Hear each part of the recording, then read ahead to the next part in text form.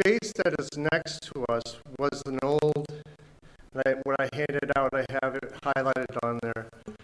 My space is abutting a old location which was once the Jenny Craig in the mall.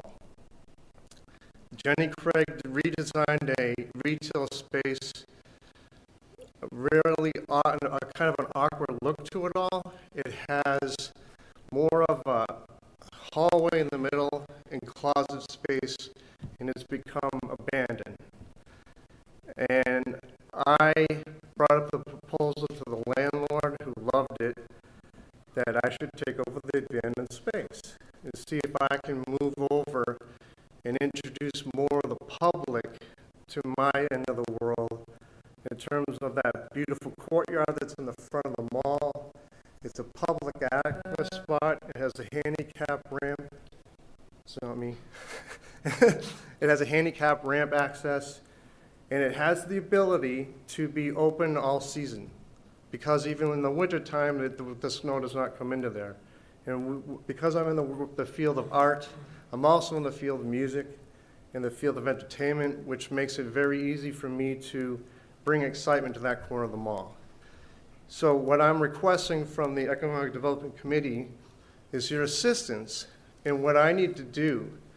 My new idea is to move in not only for a gallery space, a gathering space, but also bringing in a bigger printing system that we can encourage, other than artists, to open to the public. So this printer allows us to print on any surface, wood, metal, plastic, and it's getting a real huge amount of attention from the public. And I'm getting a lot of excitement from it, and what I needed to do is to move over, and the expenses are getting a little outrageous. Of course, that's what happens. But because we're an art store, the computer system that's needed is a Mac-based system. It's very expensive, it's hard to work with, and we have a system that's kind of not letting us do what we need to do. So I've wanted to put in a request to help the public and the artists and grow this new concept that you would allow me to have my application put forward for a grant. Do I have any questions from anybody? Yes? So that all sounds really exciting. I've been following you for a while. You're looking for grant money solely for the computer? I have a list about a mile long. I just stopped at about. I have a need for, well, there's, a startup rent, the issues of having, I just had electricians, plasterers, everyone come in, so all those bills were piling up. But I just put forward to you guys probably one of the most critical stages that I need next. I didn't want to give you something from the past and say, here's an old bill, help me pay it. What I'd like to do is, if I can get to that, past that one issue, I can open with a lot more speed and dexterity instead of stumbling around trying to make things happen. Could you open without the project? No, it's hard. It was hard to do. It would be limping, so the computer will keep crashing and it needs to be upgraded. So one of the things we looked at when we reviewed the application was just to make sure we clarify what the computer cost was, depending on how the board votes today, because there's a lot of applications in front of them. Sure. I don't know if we've gotten that specifically, Zach. I believe, I can just check really quickly, but I think it was $4,200 for the computer. And I believe, Ed, you did attach as well 2 invoices from electrician for the electrical work. But let me just get that number. It's easier for the board if we have a specific thing that they vote on Sure. to fund. Sure. So Again, that's focusing on the computer system and electricity to apply to get it to go from one side through the wall to the other side. Sure. And the computer was quoted at $4,199.00. Yeah, I think between that and the electrician's cost, he would max out at $5,000. I believe, yeah, just one of the electrical invoices was for, I think, $920-something. Yeah. But that would allow us to progress Mm-hmm. and No, not that's great. and not stall. Okay. Well, thank you very much for the committee's time. you. I, Thanks, Ed. Right. Next up on the agenda is Azer Stained Glass Studio. Victor Azer. Good morning, everyone. Morning. Morning. I'm sorry I'm not prepared for this. My name is Victor Azer. I am graduated from University of Alexandria. I have a degree in fine art, BFA, and I've been doing stained glass since 1995. In the US, I've been doing it since 2000 on my own business. I have a shop in Waltham. It's a pretty small shop. And I've been getting calls from people living in Midwest area, like Framingham, Westborough, asking for classes, because I used to do classes for hobbyists. And I finally found that space in Grove Street, on Grove Street. It does need a lot of work, and I was looking to get some help to do the floor, the AC, the heat system, to start bringing people in. I have restored a lot of historic building in this area, Boston area. In fact, my name and the name of my business on historical building in Norwood. We did some stained glass for them in 2019, I believe. Any questions so far? I think something that generally, and for all applicants, would be helpful to the board is to be very explicit about what the intended use of funds for your application is and what the dollar value cost for that would be. And then, I think it is also appropriate to go into some background about yourself and your business, but I think those are going to be the two most important things for the board to.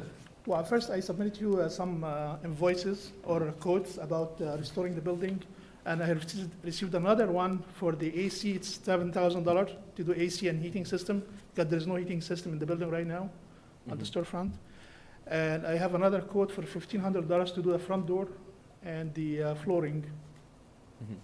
And I believe the quotes that you had sent as a part of your application were just for general fit out and construction for the property, right? I saw there was a line item, I think, $13,000 for tiles. Is Yes. that okay? Could you speak a little bit more about, I guess, what was in the estimate that you sent and where that work would be occurring and how it helps you open? I guess. Well, I have asked the contractor to divide the quote by certain area, so to be done in certain phases. I did ask them to do the storefront first. That's where the business would start. And down the road, we can do the back of the building and upstairs as an office or whatever the town will allow me to use. I don't have the dollar amount right now, but it should be in my email or my invoices. So Victor, if I may, if this structure is the Quonset hut, if you will, at 9 Grove, near the police station, I think what Victor is suggesting is the front office will be used as his introduction to customers. Correct. The back side of it, if you will. So it's kind of split up into halves, and then it has a sort of an upstairs area, but the upstairs is not really considered part of this. It'd be the front office or display area where he'd have his clientele come in. So I think it would be appropriate, as long as the tile is for that area, predominantly, you would exceed the $5,000 for that alone. So Yeah, or the HVAC. yeah, either one. The Which way, intent yeah. being that he's going to fix up that front area to invite his customer base into the area. Yeah. Okay. Do you have a time frame you're thinking about doing the work? To start, I would start ASAP. I would love to start ASAP as soon as I have the grant, and depends on the contractor's schedule as well. But I'm hoping to start bringing people in before Christmas at least, but that's a season for me. Yeah, that makes sense. Victor, I have a quick question for you. 'Cause in addition to the materials that you provided, I also looked in your Waltham site and on the web and everything. Are you going to be teaching stained glass classes? Yes, I am. Great, fabulous, I love that. And also doing restoration? I do restoration, yes. Okay. Part of it is going to be in the building, the other part is going to be my original studio in Waltham. Perfect. So it depends what I'm going to do exactly. The Yeah. painting side will be in Waltham because I have it set up in there. We do painting and I have a kiln, but the cleaning and assembling will be in Westborough. Okay, nice, thanks. That's great. Any other questions? No? Okay. Thank you very Thank you. much. Thank you. So next on the agenda is Central Mass Podiatry, Amber Jensen. And so Central Mass Podiatry is joining remotely. we have Amber on Zoom. Aiden, if you could help us get that up, that'd be great. He's trying.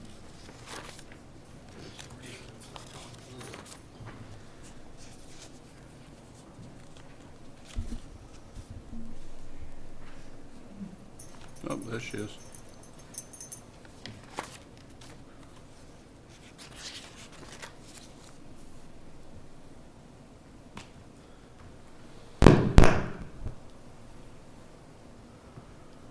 I can see her on the little screen anyway.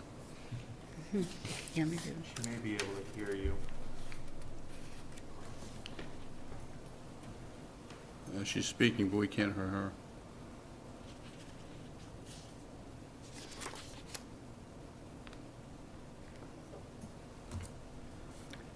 Can you hear us? She can hear us.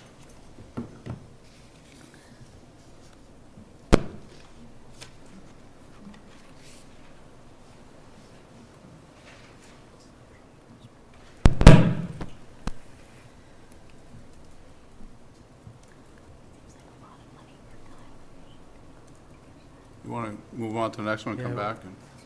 Okay. So next on the agenda is Component Sources International, Chris O'Neill. Good morning, everyone. morning. Thank you for letting me give this opportunity to apply for the grant. We moved into 121 Flanders Road, May of 2009.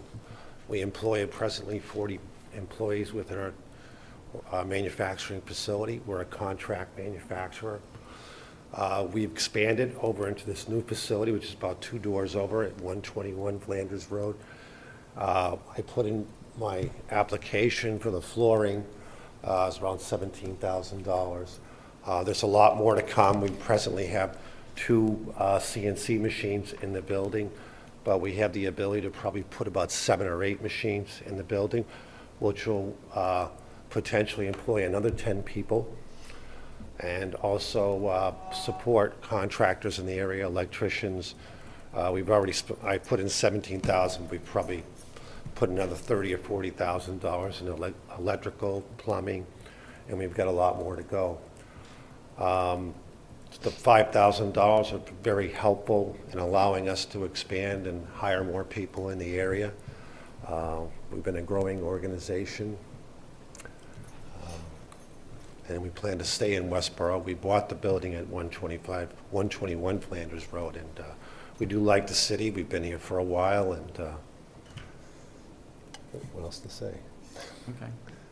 I think in your application, Chris, you had mentioned that in the new location, you guys were going to be able to start doing some kind of milling operation. Oh, thank you very much, sorry.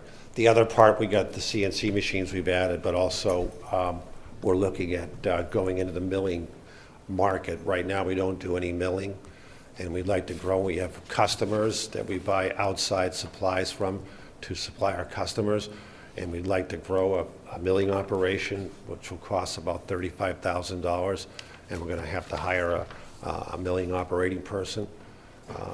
So that's going to add a whole new addition to our product line. Okay, great. Any questions? Does the board have any questions? Chris, no? Thank you very much. Great, thanks. Thank you. Next, we will hear from Park Street Dental, Marcia Hoffman. Good morning. I'm Marcia Hoffman. I'm here representing Park Street Dental. I actually grew up in Westborough. I graduated from Westborough High School, moved away. In 2008, my husband and I moved back to Westborough, and we established Park Street Dental, which we bought from my father, who had been in business here since 1981. He's had a dental office here in Westborough on the corner of Park Street and Route 9. We've been a part of the community since then. We've supported sports teams. We support the fine arts at the school, Newcomers Club. And this past summer, the office next to us became vacant, and we decided this was an opportunity for us to expand our business. So we took over the lease of the adjoining space, and we decided to bring in an orthodontist to expand our business.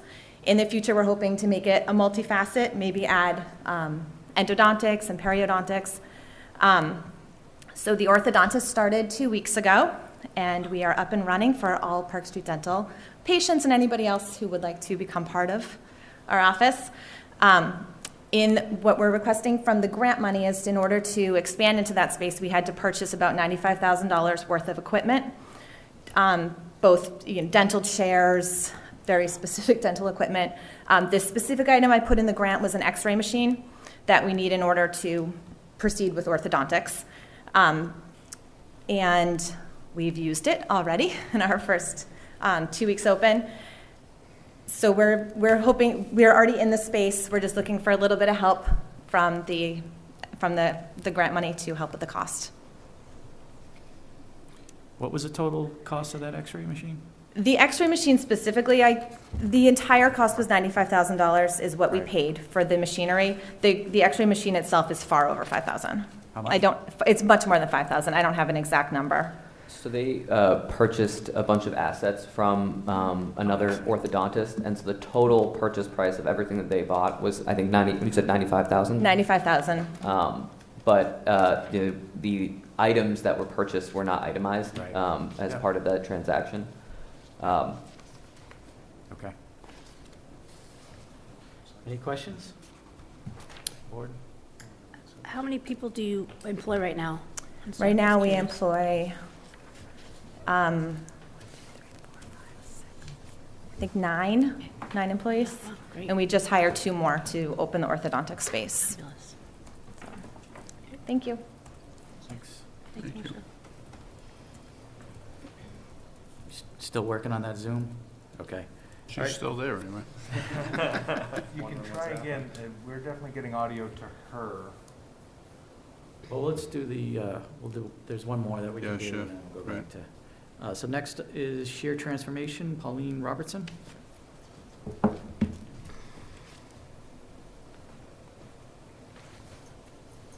Good morning, everyone. I'm Pauline Robertson. I'm the owner of Sheer Transformation Salon right here in the Rotary. I opened up August of 2019. I've been in the industry for about 32 years. I was working in Northborough for many years, and I really enjoy this downtown area. I can definitely say that Westborough has been a great community to me since I've opened up in August. So I actually have 4 stations. I have 5 employees at this point now, and it is an employee-based salon. It's not a chair rental salon. I enjoy having a team of stylists, which is what I've always worked with through the years, being an employee myself in the past. And it's a 4-station salon.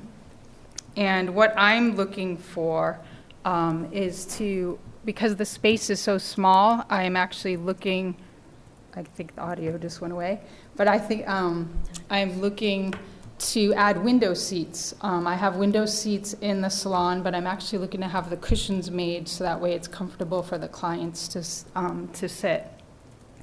And the reason being is the space being so small, and of course now that we can have seating in the salon with everything that has opened up, now it's nice to have a place for the clients to sit as they come in, because the salon is getting busier, which is great. I'm very grateful to be here in this town, because it's definitely been very, very good to me in the sense of business. So, and with everything, obviously with everything shutting down, my extra money went to reopening and buying all sanitation equipment and everything to reopen once we were allowed to open in the pandemic. So now I'd actually just like to be able to finish off the look of the salon so that way it really looks great, because as you know, in downtown, my windows are about 12 feet, so you can see directly into the salon.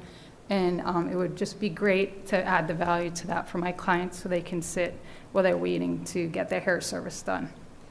Thank you very much. So this is, just a couple of questions. Yep. So this is, you're building custom seats with cushions, is that what you're doing? The seats are actually built, but now I'm actually adding the custom cushions to the seating, so that way it's a little bit more comfortable for the clients to sit. And so the total on that is $2,779? Yes, and I belong to a business group, so the woman's in the business group, so I'm actually getting Getting a deal a on good it. deal on Good. it.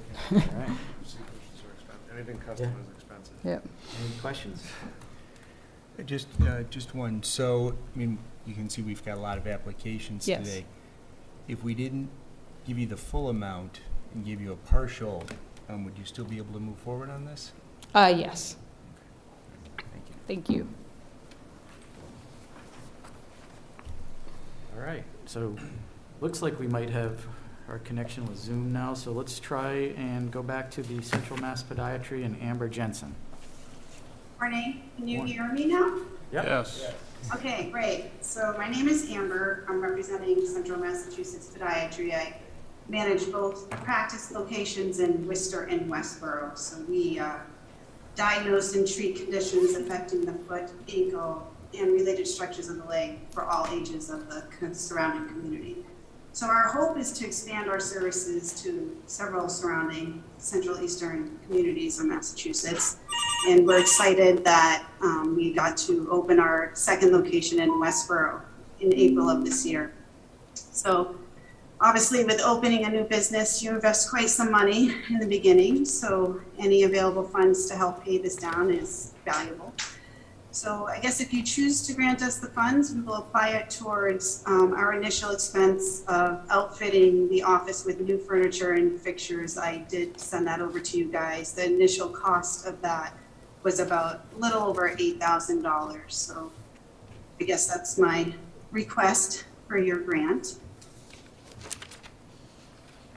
Okay. Any questions? Does the board have any questions? No? Okay. Thank you very much. Thank you. All right. So we have 6 applicants. As Zach pointed out to us, we have left in our budget right now we have $27,779.15 in total funding requests. If we grant all of those, that'll leave us with a little less than $1,400 for the remaining fiscal year, which is goes through the end of June of next year. So we need to keep that in mind as we discuss these applicants. And I mean, we'd essentially be shutting down the grant program for the rest of the fiscal year, for the most part, unless there's some small requests that are made. So with that, I guess we're going to take them one at a time, correct? I think, given the competitive nature of the grant this time around, it might be best to think about them together, because you wouldn't want whoever gets considered last to be the one holding the bag. Go ahead, Kristen. Yeah, I just in general, when we first set up the grant program, it was a lower dollar amount, but we would award them on a rolling basis. And so one of the reasons that that I recall that we set up these sort of quarterly deadlines was so that we weren't giving away all of the money or awarding all of the money and then having people who had a need later in the year. So, I mean, I would be in favor of looking at it. I think it's a total of $40,000 that's available to us, to not awarding more than approximately a quarter of that. So whether that's only doing a couple of these awards at this time or doing, with Sean's suggestion of maybe a partial award for some of these applicants. You have the choice too, if I may. You also can bring the applications forward until later in the year too. That's one of the things we've discussed as a committee. So that, you can either give partial, you can just give wholes to a couple of them, you can bring other ones forward. So there's a variety of ways that the committee can act on this. I guess as a new member here, I guess I have a question of, in the past, this is a rolling award, have there been a lot of applicants that come up in the spring? Has there been I don't know how long this has been going on, so should we expect more later, or? So this really is honestly like the first true pilot year of the program. I believe it was created in 2019, shortly before the pandemic, and so because the COVID-19 pandemic really put a wrench in everything, the program really doesn't have a track record to speak to that question, Mark. Okay, thank you. Yeah, so the committee hasn't been faced with this before, really. Right. Okay. The awards, they've been able to grant the awards pretty much on what's come forward. We haven't gotten to a point where we're actually exceeding what we can grant. So absolutely, the committee's never been faced with this. I have a question. And I might have this wrong, but I had thought that this was intended for things that were not retroactive, but forward expenses that hadn't occurred yet, but I might have that wrong. So I just wanted to look for clarification on that. So I don't know if, in terms of goal and purpose and spirit of the program, that has ever been like explicitly stated or outlined. I think the reason why, historically, it has been considered both something that is retroactive and something that is more but for, is because one of the main funding mechanisms of the program is through reimbursement. So technically speaking, oftentimes the applicant has to have actually made the purchase themselves or already made the purchase themselves in order to be reimbursed by the town for that. However, as the program gets more competitive, I think it is up to the board to decide how they want to consider applications in a competitive process and whether or not, certain applications should have a different weight than others. And maybe down the line, as Fred, John, and I, as part of our staff review of applications, we've been collating a list of things that we might want to consider changing or codifying. Maybe once we have a little bit more of a track record for the program, one of the things to consider is if the board would want to create a guideline for how, in a competitive process, the applications are prioritized, if that makes any sense. But, given that this is our first rodeo of doing that, I think see how it plays out first. So getting to Christie's point, I wonder if we should, thank you. I wonder if we should consider, $10,000 per quarterly program, and then allow other applicants to roll forward if there's to be considered in the next quarter. Yeah, I like that idea. And to Fred's point, maybe we can, whatever we don't award could be considered at a future application date if we had the funds. Yeah, I think if nothing else comes forward, you can always re-examine these applications in the last meeting of the fiscal year. Yep. And give additional monies if that's the way the board or the committee would like to go. I mean, that's one alternative. Is there a criteria that we should use to evaluate these? Developing the downtown vacant spaces, some of the goals that the town has, and we can use that to judge whether we should grant, provide the grants. I don't think we've clearly defined that yet. That's something that I think we need to work on, but that's a great point, and I think that's something we're all in agreement with that we need to do going forward. This is the first time this has happened where we've had so many, and it's a product of Zach's great work and getting out there and letting the community know about this program. If it weren't for him, we wouldn't be in this position, and that's not a bad thing. This is the intent. Yeah.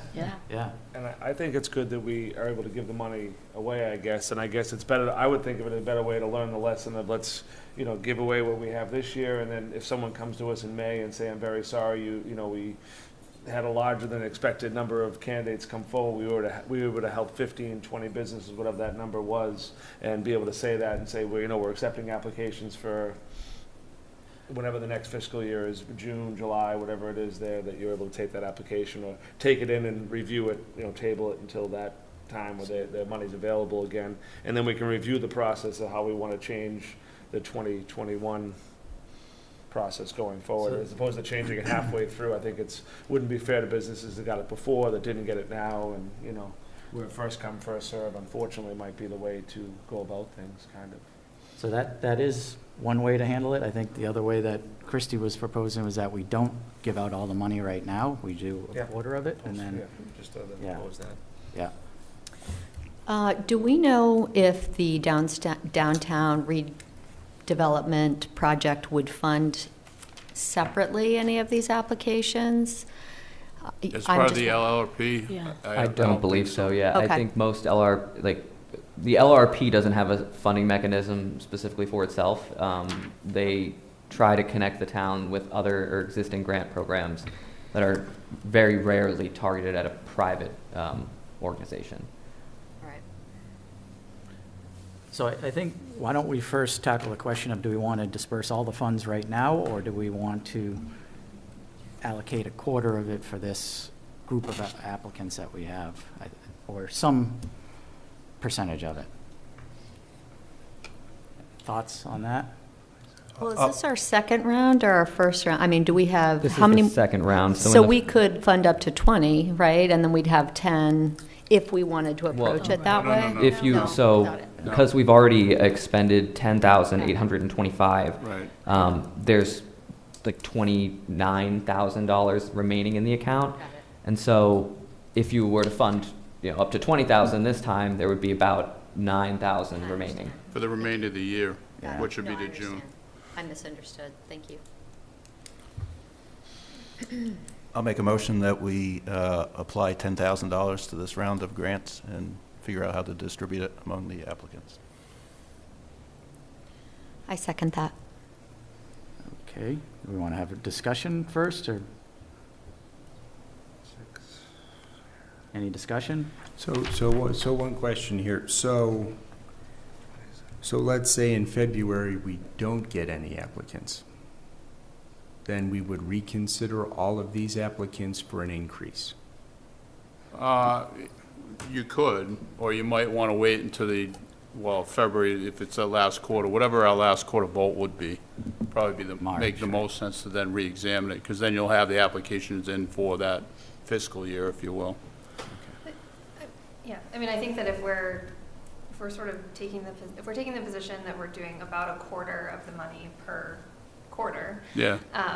then I would say that we would take up, if there were no other, I mean, we would take up Right. these, whatever applications were not funded or not fully funded, and then any new, at our, February meeting. And then the last one would be May, and so whatever's there. Whatever's left, I think the May would be the appropriate one to re-examine all of them that weren't fully funded.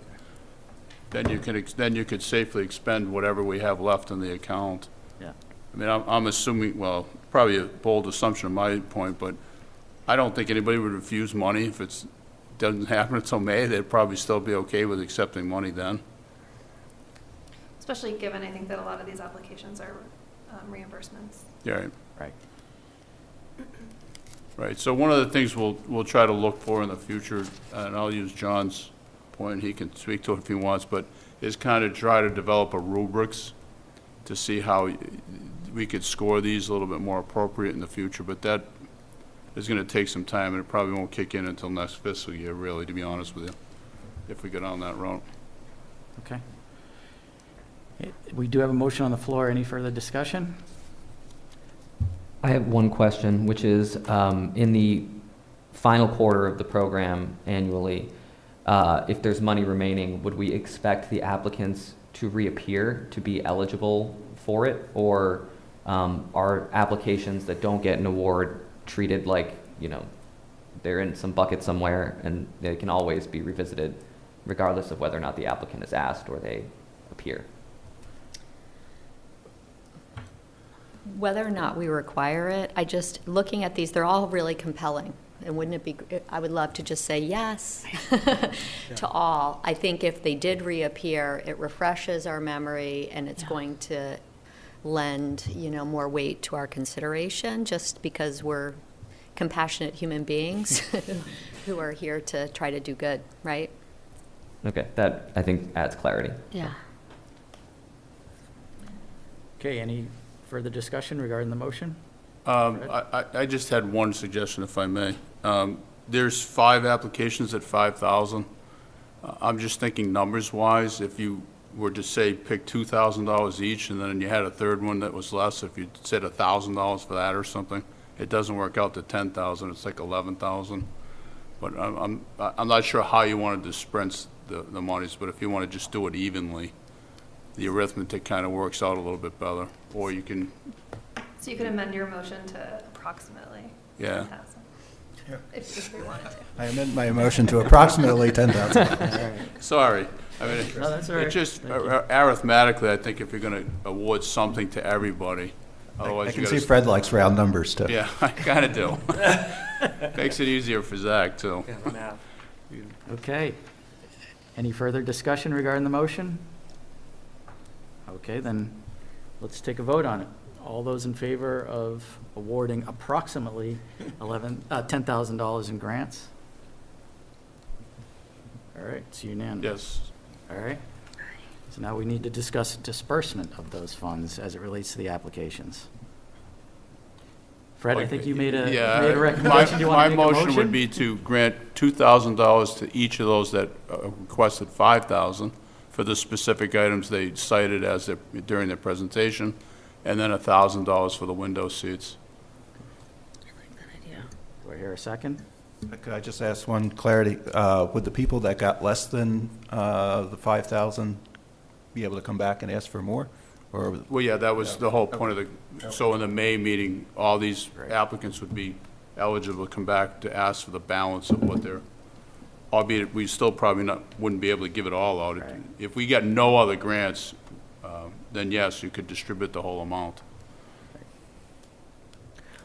I also do think it would be fair to ask the applicants if a $2,000 reward versus what they're requesting would effectively kill the project that they're working on or that they're planning. I think, great point.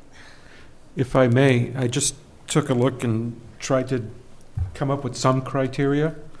And one would be improving the downtown, in no particular order, by the way, improving the downtown. Were they harmed by COVID, and will this help them in the recovery? What was their damage? If they have employees from Westborough, and how many? Do they provide a service to town residents? And do they need the money to go forward? And then also leverage of, I know in some of the state grants that I've been involved in, they look to see whether you have skin in the game or not. And then, I don't know if I mentioned this, but, do they really need the money to proceed? Right. That's also something with the state grant, they said, would this project happen without this grant? And if the answer is no, then you qualified for a state grant. And if anyone else has any criteria that it helps us, now and going forward, whether an applicant is, warrants a grant. I would add to that vacant storefronts, which I think is part of the initial purpose, and perhaps employment. So let's ask the applicants if any of you were only to receive $2,000 and one of you received $1,000, would you no longer be able to go forward with your project? And let's start with, we'll go in order of who presented, so Ed? I would be fine with that. Okay. With the knowledge that if in the future you still had some grant money, then we could come forward. Sure. Okay. Victor? Okay. Amber? Yes, I would be fine with that. All right. Chris? Yes, that'd be fine with that. All right. Marcia? Yes. And Pauline? Okay, great. So there was a motion made. I don't know if anyone seconded it. I'll second it. All right. Any further discussion? And The only thing I would think is going forward for either next quarter or next year, that we definitely define this for the companies as well as for ourselves voting on it. So they know there's only $10,000 a quarter or whatever we decide as a group, so that way we can have a clear path for the businesses coming to us so they know what to expect. And I think the criteria that Mark laid out is a good start. Yeah. And maybe what we can do is have Mark get involved with the subcommittee and. I think that'd be great. I think to pass those ideas along, you can certainly do it to Zach, and we can, that's a good basis for kind of rubrics. Okay. Yeah. And then future applicants can also address those in the presentation. No, absolutely. Yeah. Help us Yeah. to give a better picture for us voting, And what we're doing. in defense of ourselves, we're kind of learning as we Right. go along here too. And I don't think any of us anticipated that we were going to get this many applicants at one So that sounds like a February agenda item? This discussion and finalize that? That sounds good. Yeah. All right, so we have a motion on the floor and seconded. That's to give $2,000 to each of the $5,000 applicants and $1,000 to the $2,779 applicant. All those in favor? All right, great. Thank you very much, and thank you all very much. Thank you. Best of Appreciate luck. your- No, thank you very much. Thank you. Thank you. All right, so we got some work to do on that, but it's all good stuff. And just before the applicants leave, I will be reaching out in the next few days because you will be asked to sign a grant contract. And all it will say is that you're going to be using the money to do what you say you'll be doing, and that you will have expended it by a certain date. So please be abreast and aware, and I'll be asking you to come in and sign that or sign it remotely. Thank you. Thank you all. Yes. I don't think it's 100% necessary, but if you would like to stay and then, I guess during other business, say something, you're, I guess, welcome to do so. Just ask a question because I'm not familiar with the whole thing. So next June, do you get funded again? Who funds you and how does it go forward? So the program is funded through, fees from the electronic and paper billboards that are along Route 9 and the Massachusetts Turnpike. And so the program, as it's written, allows the EDC to expend up to $40,000 per fiscal year, which goes from July 1st to June 30th. And I'm not 100% sure when the funds from the billboard actually hit the account, but there's a sufficient buffer in the account right now such that we'd never be making an award when we have no money or something like that. But So next year, you get another 40,000? yes. Yeah, so the committee started with 25,000. They they went to town meeting and actually appropriated up to 40,000. And then we'll see the success. Possibly we'll go to town meeting at some time in the future and ask for more, to be able to expend more of those funds. Great. Thank you very much.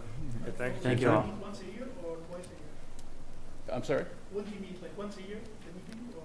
No, The this is- EDC meets monthly, but we consider grant applications every quarter, so every 3 months or so.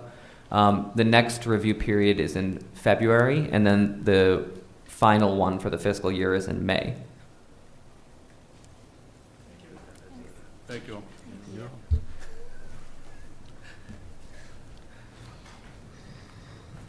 All right, so next on the agenda is the update from Zach on the EDC Ambassador Program.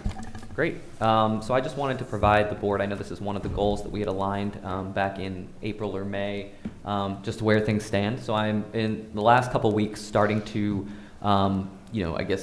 dive into this one more in earnest.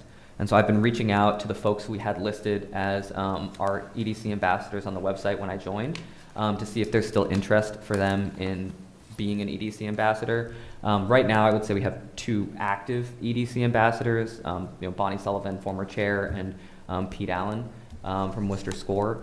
And so as we see how many current ambassadors we have, I think we'll be looking to potentially add some to those ranks as well. So to the EDC, if there are folks who you think would be a good fit for that role, and the role of the ambassador is really to, facilitate conversations with businesses to, one, sell all of the programs and services that the EDC is involved in or are aware of to businesses, and just support business development through raising awareness of what opportunities are out there for businesses to take advantage of, and 2, surfacing any needs or opinions or feedback that a business might have about doing business in Westborough.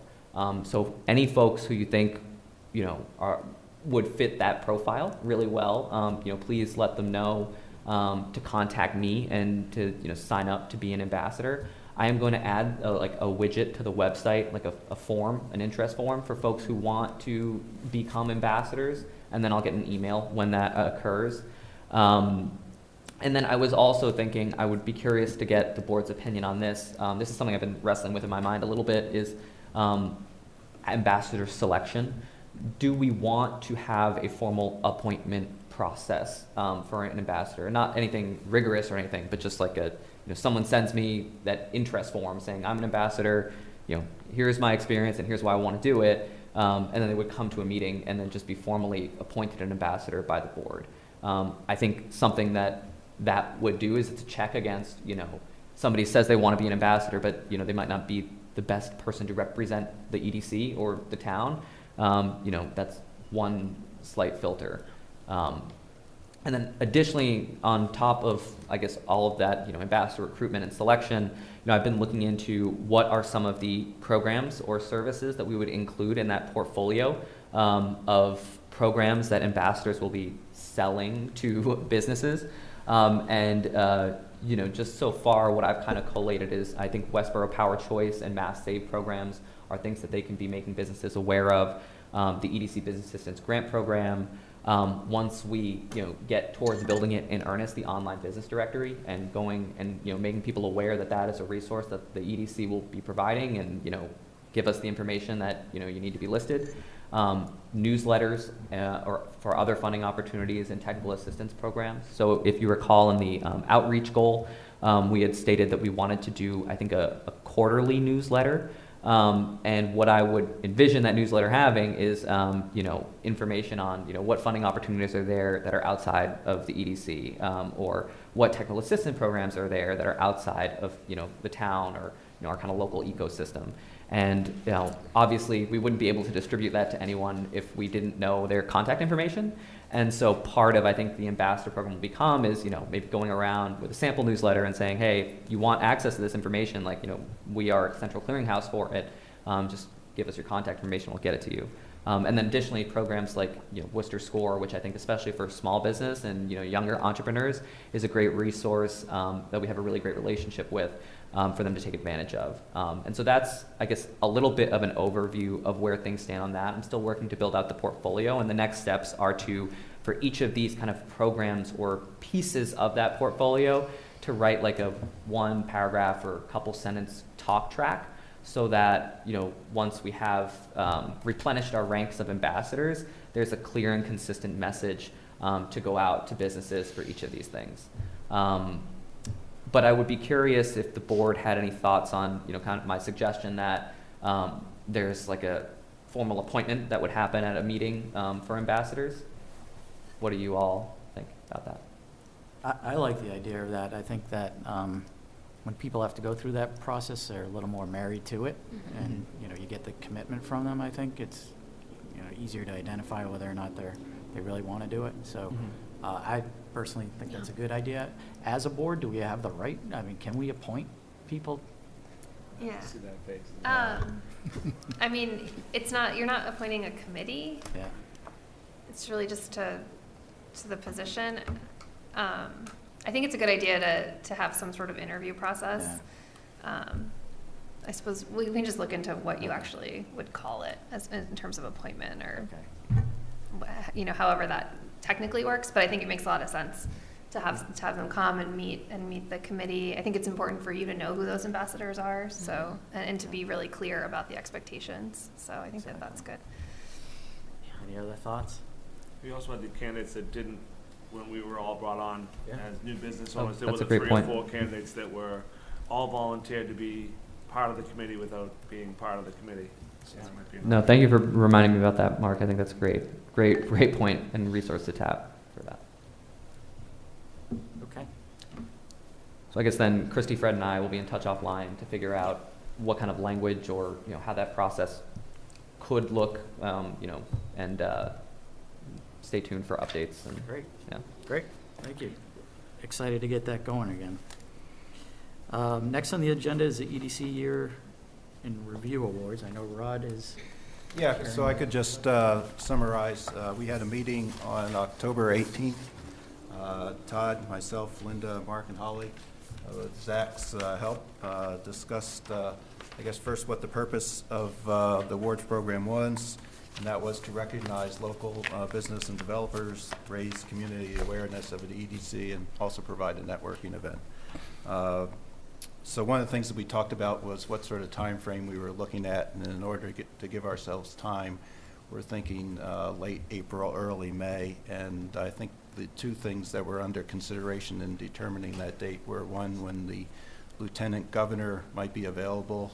She's participated in the past, and we'd love to have her join us again, and the second would be to look at the town's calendar in terms of what might be an appropriate date. In terms of time, we're thinking about continuing with the morning meeting, however, not doing a full breakfast. In the past, this has been done at the DoubleTree. Our general thinking was to save costs. We'd probably try to do it either at the Great Hall in the Forbes building or perhaps outside at the Bay State Common. And either of those could be backups. And I think the intent would be to try to do it in person. Obviously, we don't know what's going to happen, and virtual would be an option, but I think those are the two locales that we're considering. The other thing we thought about in terms of awareness, to have some community participation in terms of some sort of vote, perhaps, in terms of the nominees that could help us make the decision. Finally, Zach did a nice job of doing some research in terms of the past award winners and the different categories, and I summarized those in the spreadsheet that was distributed here. So if we look back at the past, there's 4 categories that we've done every year since the program started. That was Best Expansion Project, Company to Watch, New Business Award, Foodie Award, and then there's several others. I think as we think about applicants that might be considered based on what's happened over the past 2 years, we might consider some of those categories as well. We're generally thinking about maybe 5 or 6 categories. Everybody liked the videos that were done last time by Westborough TV, so giving them time to interview people, give people the opportunity to showcase their projects or businesses would be a big part of the program. So that's kind of a summary of where we are. We have our next meeting, what's the date, Zach? 15th, I think? Yeah, Monday, November 15th. November 15th. I think we'd probably like to come back to the board with some ideas in terms of categories and how we would look to solicit potential businesses and for next year. Rod, may I ask a question for you? Sure. So how would, if we did it somewhere like Bay State, how would you do the presentation? Any thought to that? So I think Linda has offered that we do have a tent available. I know we've done some things there in the past in terms of, I don't know if you could use kind of the gazebo area to set up to do a presentation. Yeah, I think they do at the Westborough Public Library does Screen on the Green there. So I think, at least intuitively, I think there's a proof of concept that you could project something up there, so you could project the video, and you could do it all under the what's it called, the Gazebo. Gazebo. Yeah. Great. Any other questions? What time of year would the presentation be? We're thinking late April, early May. Okay. And I guess we should touch base with Karen in terms of how much time she would need that we kind of back into when we would need to make an award date. Yeah, that's on my to-do list, along with as well. I think in the past, historically, Lieutenant Governor Karen Polito has attended these events, and I think the scheduling will also, come down to her availability. Yep. Okay, anything else on that subject? No? All right. No planning report, I assume, since Jim's not here, unless he gave it to somebody else? Or? No? He did not. Okay. Anything on your end, Fred? Yeah, Zach Okay. has a list of odds and ends. Yes, so Rax, which is a rack, I guess, design company and manufacturer moving into the Jacor building on Route 9, has actually opened their manufacturing piece of the house. It's the back of the house. Monroe Tractor on Turnpike Road has also opened, I think as recently as this Monday, so yesterday. We had a very successful Main Street trick-or-treat event last Thursday. Despite the rescheduling, we had over 600 trick-or-treaters participate and really mob the downtown area. We had 20 downtown businesses participate, which was great, and thank you to all of them for injecting some Halloween spirit into our community. We are also, and this week I'm making a large push on the holiday stroll. I don't know how many folks remember, but prior to the pandemic, there used to be a downtown winter activity called the Winter Stroll and tree lighting. And it's, I believe, a partnership between our recreation department, the EDC, and the Rotary Club of Westborough. And in the past, businesses, not just limited to the downtown area, but across all of Westborough, have offered some kind of activity or promotion or sample to folks who are taking in the tree lighting and participating in the holiday stroll. So we are working to bring that back this year and get a bunch of businesses active and participating in that as well. So if you all know of any businesses that might want to participate or get involved, especially those who might not have been able to participate in the Main Street trick-or-treat because they weren't kind of in the downtown area, please let me know. I think it's always been a really fun and successful event in the past. Attendance is somewhat weather dependent, but we're really looking forward to bring back more of these community events and get our business community involved, because I think it serves a very dual purpose of, one, creating marketing opportunities for the businesses, and two, creating an opportunity for the businesses to get involved with the community and feel more at home here in Westborough. Additionally, there are a number of upcoming events that I think the committee should be aware of. Next Monday at 8:30 a.m., the 495 Venture West Partnership is having a discussion on e-commerce distribution facilities.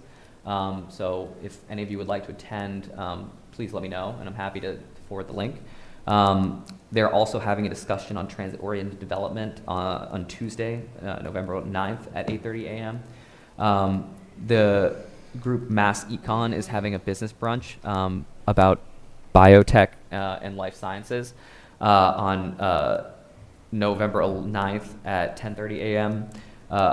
Leduc Art and Antiques, from our very own Mark Zepf, is having a ribbon cutting with the Quarter 9 495 Chamber of Commerce on November 10th at 5:30. The Central Mass Regional Planning Commission is having its quarterly meeting on November 10th at 7 p.m. And the Metro West Chamber of Commerce is having its annual meeting at November 17th at 6 p.m. So if any of these events are something that you would like to join, please let me know, and I can make sure that you get the information. Great. Thank you. And I think that's it from Fred and I, unless Fred, do you have something else to add? No, still working on Burger King. We're hoping, cross fingers, maybe in the next few days, a week, but we have a logistics problem down there, and we're trying to resolve it. I say we, not me personally, but the engineers. Oh, and actually, sorry, I forgot one, which is Convenient MD also opened a week or so ago. And they also had a ribbon cutting with the Quarter 9 495 Chamber. So. Great. Quick question. Yours is November 10th? Yes. All right, okay, thanks. Wednesday. Awesome. All right, other business? So I do have 2 points here for other businesses. One is something I am working on, and have been working on, is like a site finder program for folks. So I'm hoping to add sometime this week or next another widget to the website where folks can fill out like a form, requesting information on sites available in Westborough. I've found that CoStar is a very reliable resource for commercial and industrial properties that are available. But for some of the more retail locations, I think having I guess more of an internal list of those properties tends to be more accurate than what you'll find online. And so as people fill out this form, that'll say what their use is, what their kind of space they're looking for, any other things that we might want to know, then I'll put them into contact with me, and I can either look through CoStar and send them properties that are a good fit, or that retail list that I'll be keeping to do the same. Additionally, I wanted to raise a potential change to the EDC Business Assistance Grant Program. So I think in the program as it currently stands, there's a requirement for a 3-year lease. We've gotten a few applications. Granted, I know we probably don't want to be inviting more applications at this time, but we've gotten a few applications from businesses that are a 2-year lease. And I think also thinking about the conversation that we just had today about, trying to, reward businesses that are filling vacancies or, where it's a true but for and they haven't spent the money yet. I think a lot of the businesses that fit the profile of, I don't have the cash flow to buy something today, but, I'm looking for grant money to do that, are businesses that might not be committed to a 3-year lease. And I think if the program were to change to allow businesses with 2-year leases but have an opportunity to renew built into their lease, that might help us get closer to, I guess, who the types of businesses that we're really trying to target for the program, and also make it a little bit more accessible to some, especially to new businesses who are still testing their concept and might not want to commit to 3 years. I'd be curious to know if the board has any thoughts, about that, or if that's a change that we might want to make to the program. I would support that. I think that's a great idea. Yeah, I think the same way. I think people in a 2-year lease are trying to make it by, and they might not have the extra dollars where, a small grant might make the difference on getting them off the ground. Or on the flip side, I think the reason why there was a 3-year lease requirement was to make sure that any money that the town or the EDC is giving doesn't just disappear in a couple of years. Yeah. Which is why I would think if we do this, it would be important to have, say, a 2-year lease, but the 2-year lease must have an opportunity to extend the lease. Like, it can't be just a lease that is 2 years and then goes away or something. Yeah, we have had a few businesses ask about this 2-year versus 3-year thing, and that's why I'm raising it. I agree. I think it makes sense. I think we're seeing, especially the small mom and pop retail spaces, and we're seeing shorter leases, especially after COVID. People are starting up businesses unsure if, something new that they're trying, and it's a little less risk not having to commit for so long. So I think a 2-year makes sense. Yeah, we're seeing that The across opposite. the board Yeah. with major tenants that they just don't know what to do. I mean, you drive around our office buildings or any office building around here, and there are no cars there. Yeah.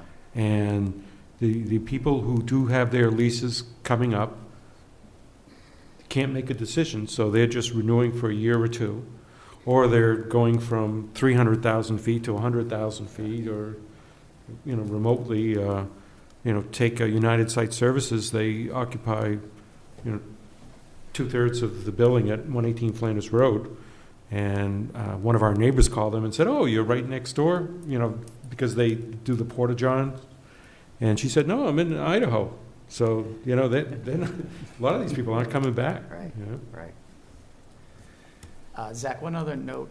You had mentioned for the website and utilizing CoStar for commercial real estate properties. Mm-hmm. There's another platform that's being more accepted in the commercial real estate industry called Crexy. Yeah, actually, you had showed me this, I think. Yeah. And more people are using it. It's a free platform for anyone to search on.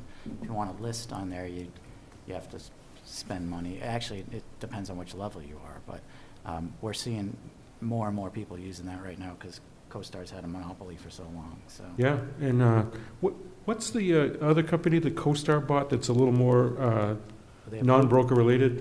They have LoopNet. LoopNet. Yeah. So Yeah. LoopNet services more the smaller people, but they were the only competition for CoStar, and CoStar bought them out. Well, it sounds like Crexy is a potential competitor on the rise, but I'll be sure to try and check, all three of CoStar, Crexy, and LoopNet, when we have that widget set up and we get requests. I mean, right now I do get sometimes people coming in and saying, "Hey, I'm trying to do this, and where can I do it?" And so I think it'd be good to have a little bit more of a formal structure to that.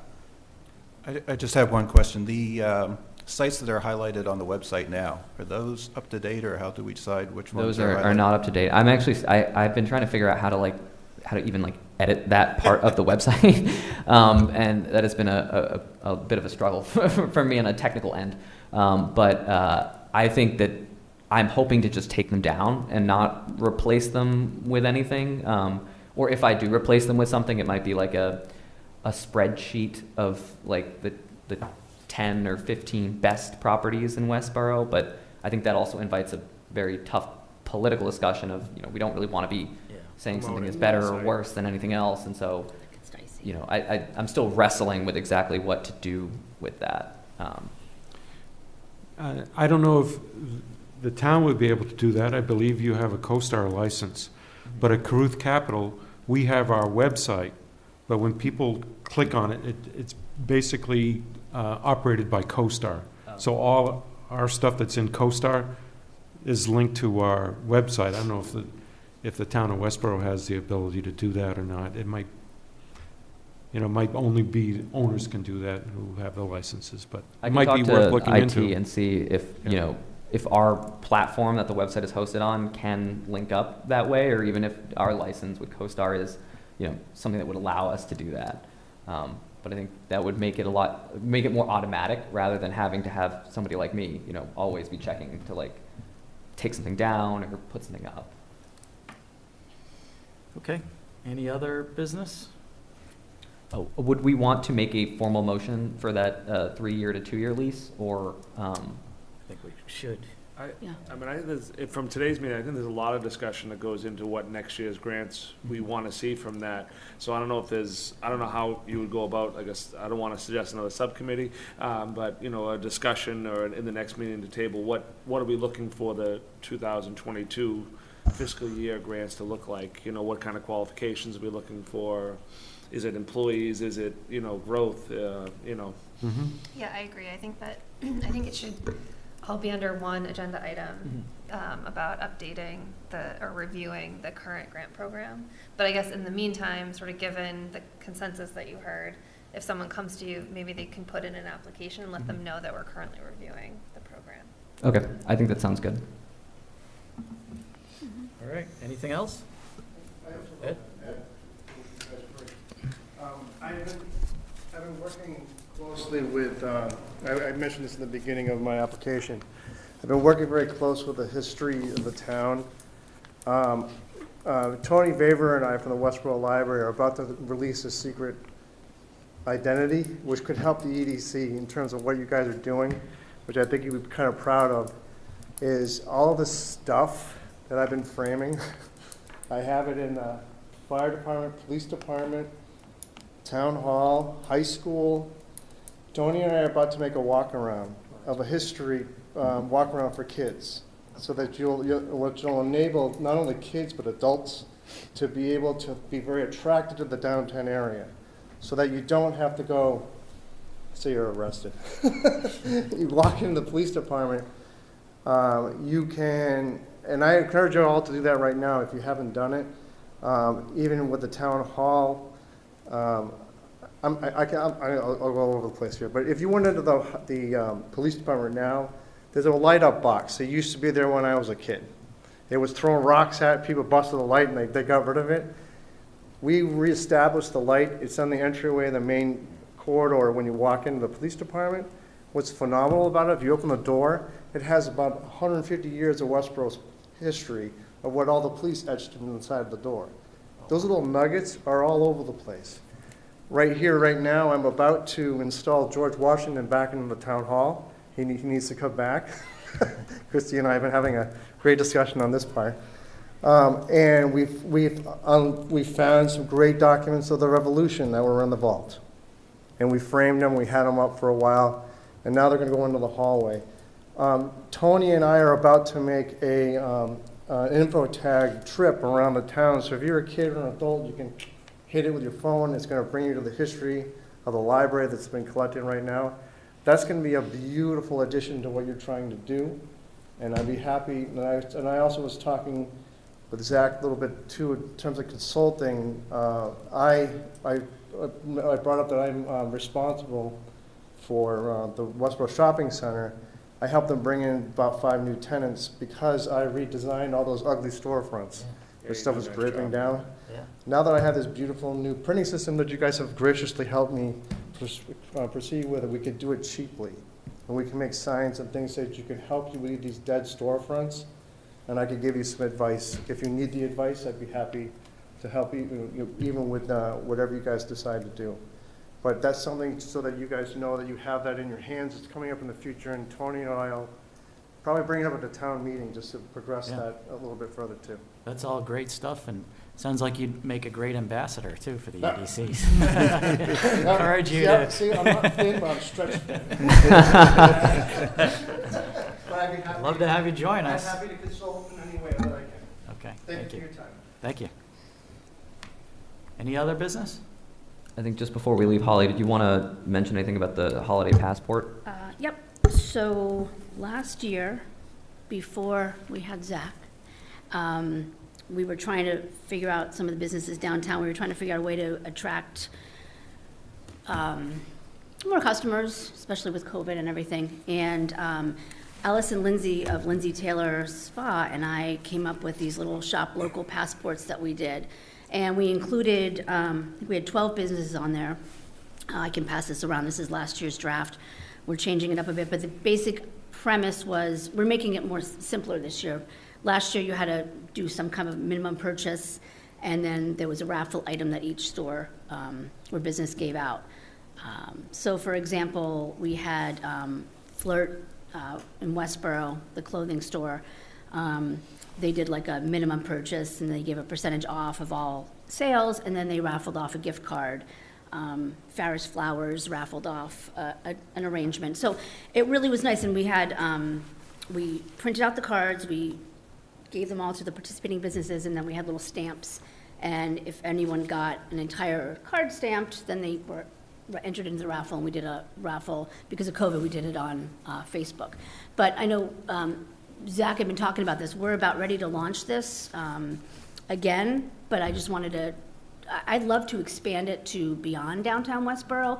We sort of started it out just downtown, but I'd love to have more of a discussion in the future about doing something like Northborough's done in the past, where they do like trolleys or something like that. I know you talked a little bit about that for the holiday stroll, but something to reach like other businesses like Release, like Art and Frame Emporium, things like that. But I can pass this around if anyone wants to see it, but this is right now what we're doing. And I just wanted to bring it up because this is what we do as the EDC. So if anybody has any thoughts, recommendations before we kind of roll forward with it, be happy to chat about it. Great. Sounds like a great program. Yeah, that's just the draft, but of last year. Yeah, and once you have a final draft of the Yeah. flyer and everything, I'd love to get a copy so we Yeah. can promote it on the EDC website and social media and everything. Absolutely. So. Yeah. Yeah, it went pretty well last year. It was great to kind of get, and we modeled Whitensville does something very similar. I think Grafton does as well, so yeah, love to see it expand. And the one thing I would say is if we do anything downtown again, I noticed that the police luckily showed up on the trick or treat night and Yes. took over that intersection at one point in time, which was an absolute madhouse for about a half hour. And then they came in and did a great job stepping. And that poor guy stood in the middle of that rotary and dealt with, 6 different directions of traffic to keep everyone crossing the street and getting by. So if we think about doing things downtown, involving them as, I don't know if we have to get a detail or if that's something they volunteer. I don't know how this works. Our relationship with the city with the police department on that side, but it's definitely for the safety of everyone. Typically, when we have a town-sponsored event like that, they are there and available, and they were in 2019, but this was many more people, I think, than we had expected. But Yes. So it's a great point, but I think we'll be prepared better with candy and all else next time. Yes, I agree. Now, previously it had happened only in the town hall, the Forbes building, and the fire station, and The so library. there was a lot less, and the library as well. And it was only 1 year that we did it. No, so. I just, But it yeah. was the one thing I saw is the, Totally. yeah, I think. on our little corner, I watched that thing go on while we were outside, so it was, I just want to, sorry, Sean. No, I was going to say, should people reach out to you, like businesses who are interested, would they reach out to you or For the downtown? for the holiday Yeah. passport? Mhm. Okay. And you are, like, if there are businesses that are interested, it's not too late for them to get involved for this year, or should we wait, We've kind of finalized it, but yeah, we can chat about it and see.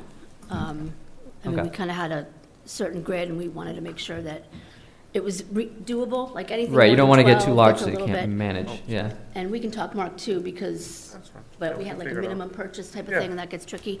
That's funny with Going this. back to the Halloween for a second, I sent Zach a bunch of pictures, and I got so much feedback from parents that were like, thank you so much for doing this, and I was like, it's the EDC, so it was really good, it was really, really cool to see everybody out there. I did not expect that many people. We did not run out of candy. Me neither. It was great. It Blowing was, through the candy. it was So, just really good. there was no way to anticipate Oh, yeah. the Yeah, it was great. success of that. And Zach did a great job Yeah. of soliciting 22 businesses, I think. He had a map. He actually stopped giving out the map towards the end of the night, Yeah. because Yeah. No one had candy. he figured nobody'd be able to hand out any more candy. So, Start handing out Yeah. Werthers here. I think it's only been an overwhelming success for all the businesses that did. I think it was happy. Everyone was happy to Lot be of out, people. and people looking in, and shopping wasn't happening, but people were seeing it. It's exposure more than that Right. moment's more about exposure more Sure. than purchases. All right, if no other business, then do I hear a motion to, Motion to adjourn? all right, Second? all in favor? Aye. Great, thank you, everyone. Thank you. Thanks, everyone. We have 26